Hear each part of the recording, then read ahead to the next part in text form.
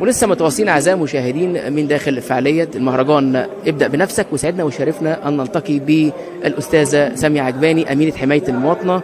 اهلا وسهلا بيك يا فندم، منوره الدنيا منور الاجواء. الله يخليك. حضرتك عرفي الساده المشاهدين بنفسك اكتر. معكم ساميه عجباني بخيت، امينه المواطنه بحزب حماة الوطن على مستوى محافظه الجيزه، واعلاميه بجريده الاخبار نيوز، نائب رئيس مجلس الاداره، وبعمل في العمل الخدمي يعني. كلمينا النهارده عن المهرجان والتنظيم وايه اللي لفت انتباهك. هو شعار المهرجان طبعا ابدا بنفسك. ابدا بنفسك بيجذب طبعا الشباب والفتيات طبعا الحضور طبعا. طبعا اللي هيعمل تحت الشعار دوت ده حاجه طبعا عظيمه جدا. ابدا بنفسك.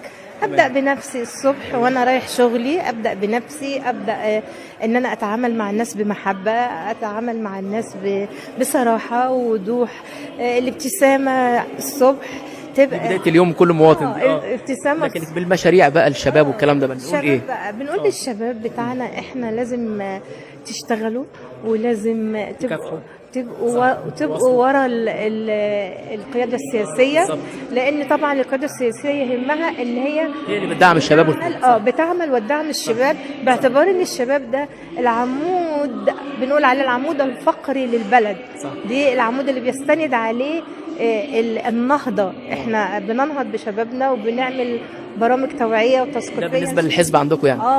احنا بنعمل ندوات توعيه للشباب، وبنعمل تدريبات وأنشطة علشان الشباب يبدأ إن هو يبقى منتج.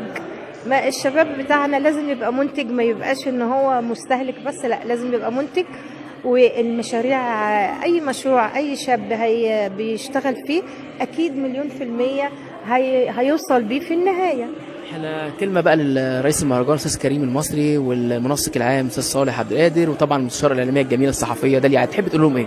والله ربنا يوفقهم جميعا، وهو مهرجان محترم ومهرجان ضم شخصيات محترمة، فأنا بقول لهم بالتوفيق ودايما إلى الأمام، وبالمهرجانات وبالاحتفالات والمبادرات اللي هي خاصة تبقى مدعمة لشبابنا. أسعدنا لقائك يا فندم النهاردة، وكان لنا الشرف نعمل معاكي، وإن شاء الله نلتقي في لقاء آخر إن شاء الله. نشكرك يا فندم. أشكرك.